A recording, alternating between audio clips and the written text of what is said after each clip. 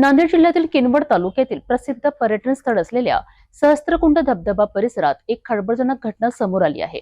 पैनगंगा नदीवरील कोल्हापुरी बंधाऱ्यात नायलॉनच्या पोत्यात बांधलेल्या अवस्थेत एका अनोळखी इसमाचा मृतदेह आढळून आल्याने संपूर्ण परिसरात एकच खळबळ उडाली आहे। या घटनेमुळे नागरिकांमध्ये भीतीचे वातावरण पसरले असून घातपाताचा संशय व्यक्त केला जात आहे।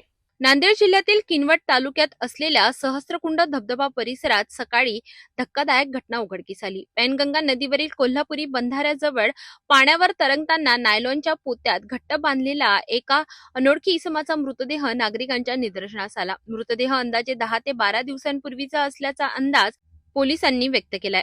मृतदेह सडलेल्या अवस्थेत असल्यामुळे परिसरात तीव्र दुर्गंधी पसरली आहे।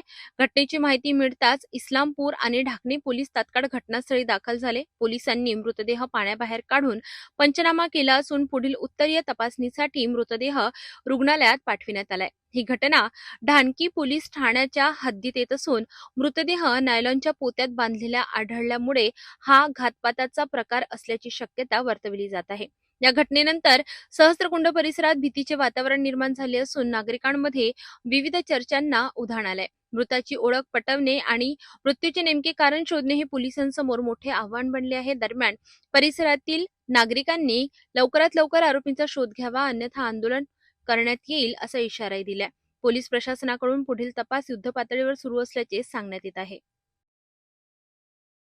सहस्त्रकुंड धबधबा परिसरात घडलेल्या या गंभीर घटनेमुळे संपूर्ण तालुक्यात खळबळ उडाली आहे।